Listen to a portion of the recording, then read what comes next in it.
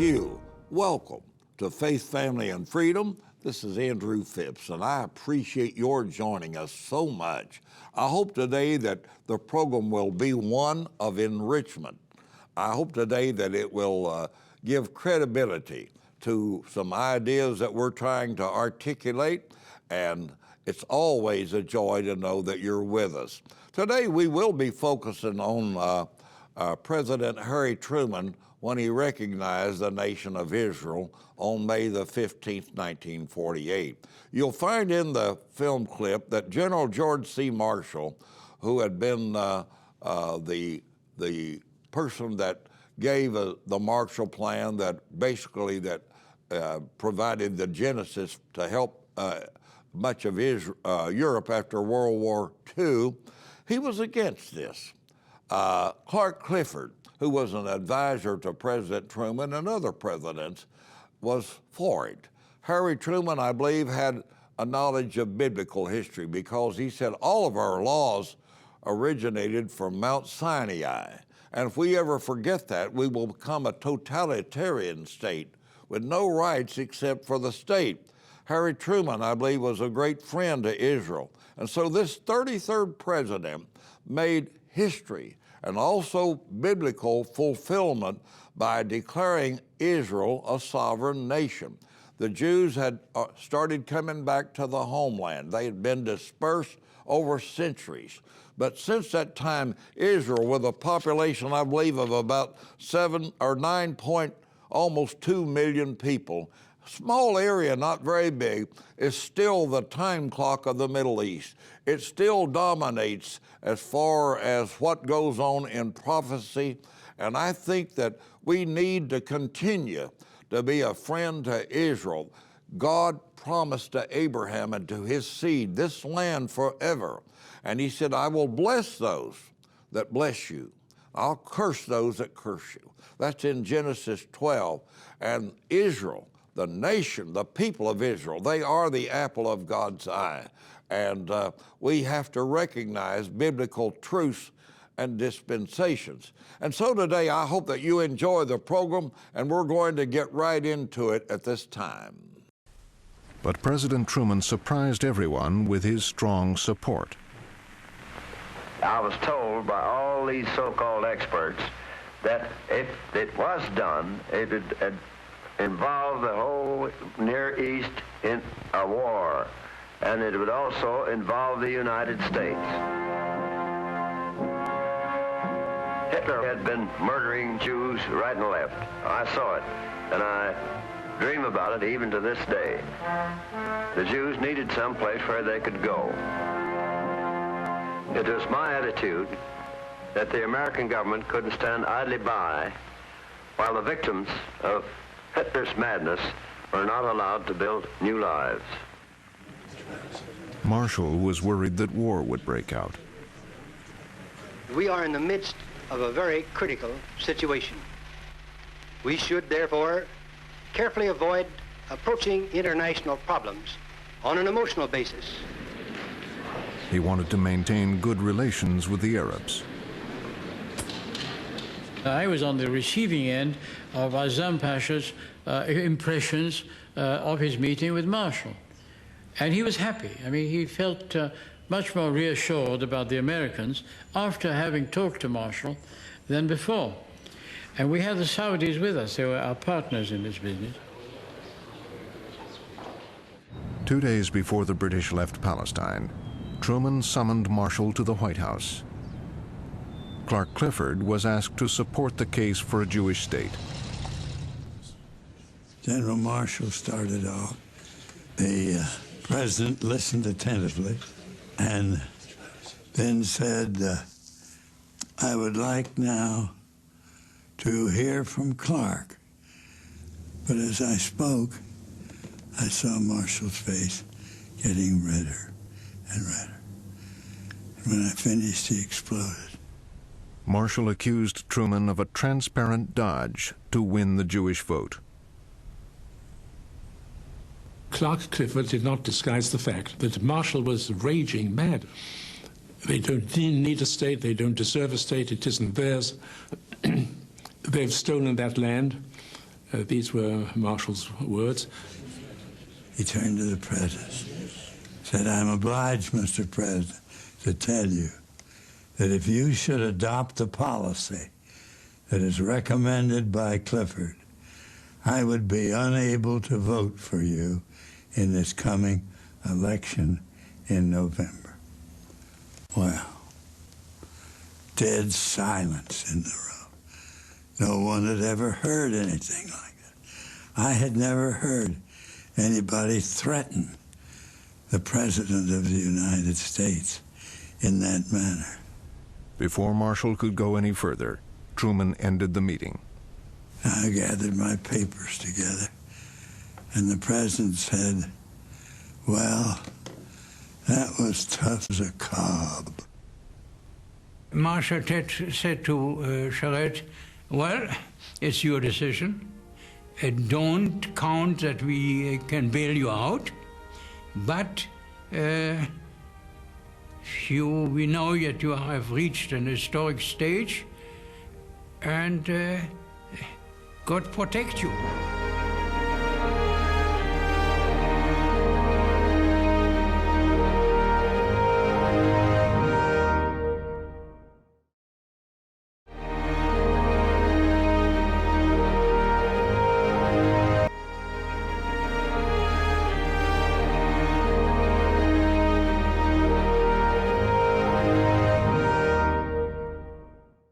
Hi, this is Keith Passon, General Manager of WHMB TV 40, and I want to take just a moment and allow you to know that our station is extremely grateful to be a part of this Faith, Family, and Freedom program with special host Andrew Phipps.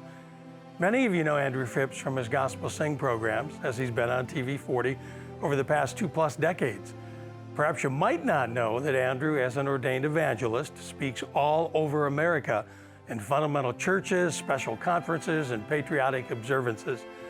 Andrew Phipps taught United States government for many years at the high school level, and he's had some very unique experiences of being politically involved at the highest levels of government.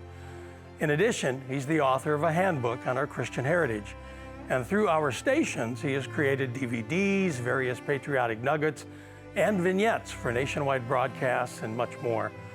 Several years ago, I was honored to write an endorsement for one of his several audiovisual recordings.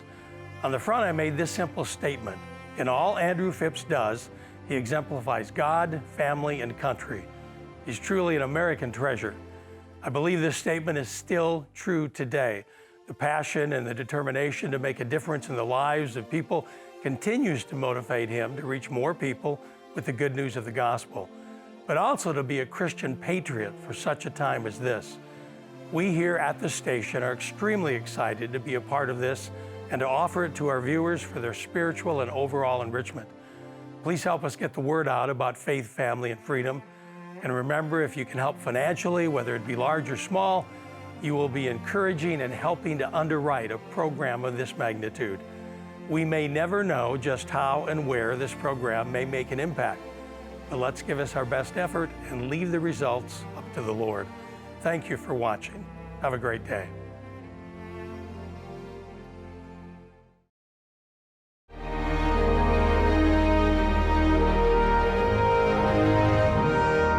It's a delight to be here in the office of Gary Bauer today and his great group here, that American Values. Remember the famous quotation, I'm sure you do. It was reported that the lady asked Benjamin Franklin Right.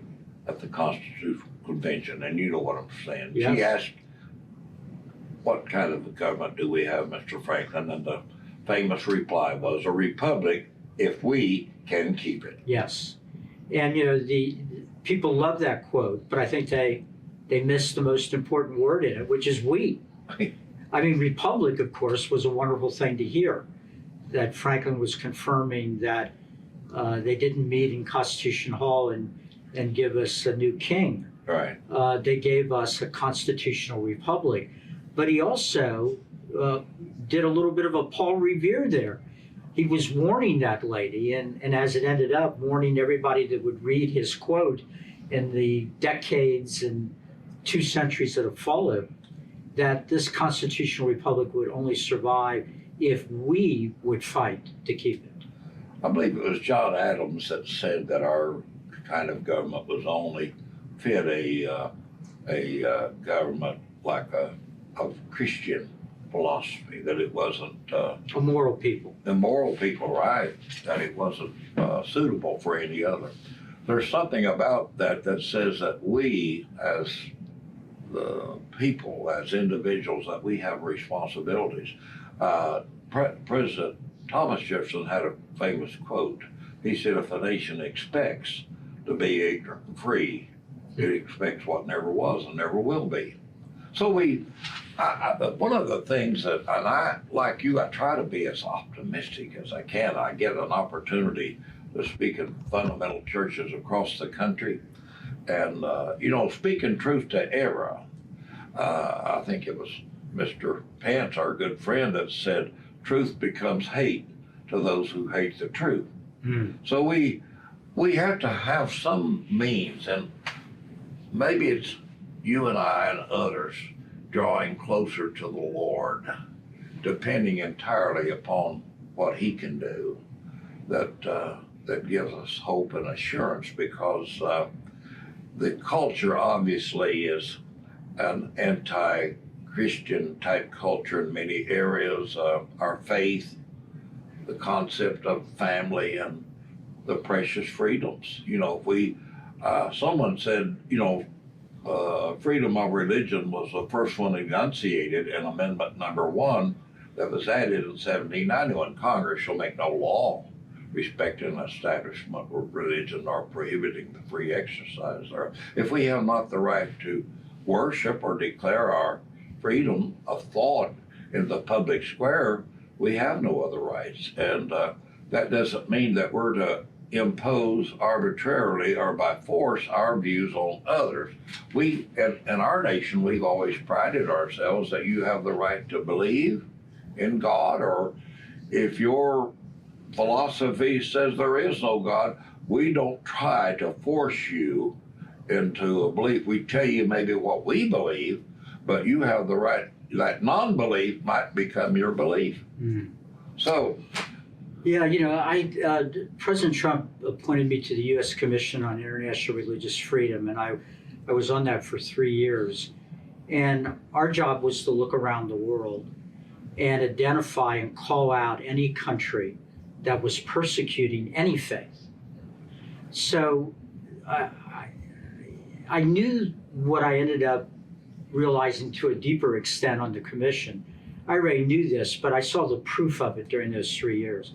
When you look around the world, it is almost, well, I can't think of a nation where a majority of the population is Christian, that engages in anything significant that could be called religious persecution of other faiths. Right, agreed. That it just doesn't happen.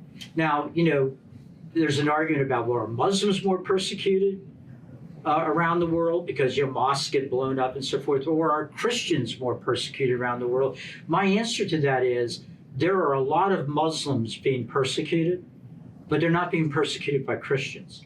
They're being persecuted by other Muslims. Right. Whereas Christians almost always are being persecuted either by godless communists like Communist China, or in countries that are majority Muslim. That is just a fact. I'm not trying to be mean-spirited to anybody, but every year there's a publication by the United Nations of what the top 10 countries in the world are engaged in persecution and violations of human rights. And those top 10 countries are always divided between Islamic majority countries and communist or authoritarian countries. You never see the United States, Canada, France, Germany on that list, because even in these countries where Christianity is withered away, as it has in Europe and some of the other places, there's still enough of a reservoir of the ideas that spring out of the rich soil of Judeo-Christian civilization that persecution is very rare in taking place. The situation as we bring this, maybe the interview, and I wish we had all day, there's so much to perhaps to disseminate or to share. But the spirit of freedom by the Ukrainian people has taught us something. Would you agree? Absolutely. No, they should be inspirational. You know, you probably run into this. I've run into it my entire adult life working in this battlefield, which is fellow Christians who will say to me, Gary, I don't want to be messed up and all that. You know, that's politics. That doesn't have anything to do with religion. But besides, the Bible calls us to just spread the good news. Well, that's true. But I say to those people, you know, the fact that you were born in America, that wasn't an accident. God wasn't surprised when you as a Christian ended up being born in America. God chose to have you be born in America. You could have been born in some, you know, place around the world where there was no liberty, a place where there was no opportunity. Mm-hmm. It is an unbelievable gift from God that you were born in the United States. So to that Christian who says he doesn't want to get involved, or, you know, he's got problems or whatever with something that America did or didn't do, I would say you are taking a gift God gave you, and you were doing nothing to take care of that gift. If you did that to a neighbor that gave you a gift, and you threw the gift around, ignored it, and broke it or whatever, that would be a terrible thing. God gave you one of the greatest gifts you could possibly get, being born in America. You have a religious Christian obligation to defend your liberty and to defend this country. Well, my faith in Christ and the fact that I have not diminished in my belief that this is the best and the most exceptional country in the world, and God truly has shed his grace upon our great land. No question. I believe that. Absolutely. I want to thank you. You're a great friend, and it's always my delight to hear you speak on these important issues. My pleasure to be with you, Andrew. God bless you. God bless you.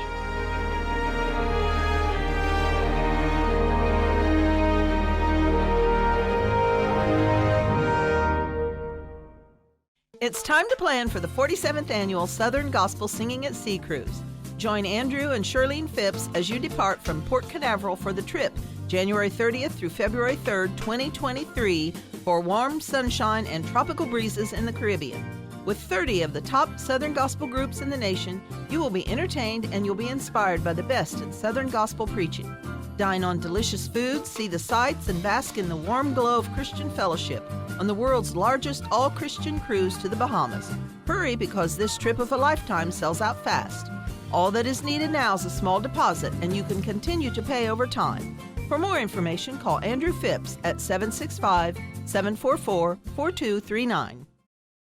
Hello, friends. This is Andrew Phipps, and I believe that we need all of the materials that we can gather to help us as we combat the attack upon our faith, our family, and our freedoms. We need to be educated, and I have a handbook that has been given to state legislatures. It's been given to members of Congress. It's a colorfully created handbook that has graphs, charts, quotes, and different things in it. You'll be impressed with it. And also we have DVDs. We have CDs that are God and Country, Return to Greatness, and Faith, Family, and Freedom, some other wonderful materials. See the contact information on the screen. Be sure that you order some, because these will be of a tremendous help. They are supplemental materials to help you in your Christian walk. And may God bless.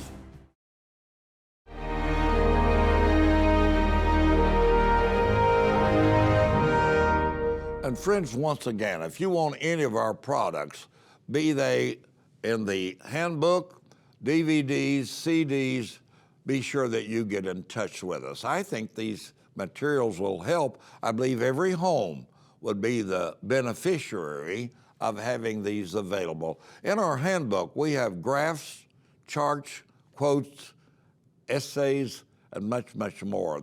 The handbooks are crafted with pictorial quality, beautiful pictures that will help to hold your attention. And I really believe that for your children, your grandchildren, and particularly those of you that might homeschool or have Christian schools, I think these would be a proper resource for you to consider. Also, of course, the 47th annual Singing at Sea, January the 30th through February the 3rd of this coming year, 2023. It's a time of relaxation, refreshment, and you can enjoy good singing, good preaching, and great camaraderie, good food, and it's a getaway. It's kind of like an oasis in the desert where you can step away maybe from cold temperatures around much of the country and enjoy the fresh, warm air there as we go down to on that cruise. I think that you will certainly like it, to the Bahamas. It's a wonderful time. Just call us or go to the website. And also, the website under our name, or Faith, Family, and Freedom, has a lot of the materials. We're also on YouTube. We thank you for joining us.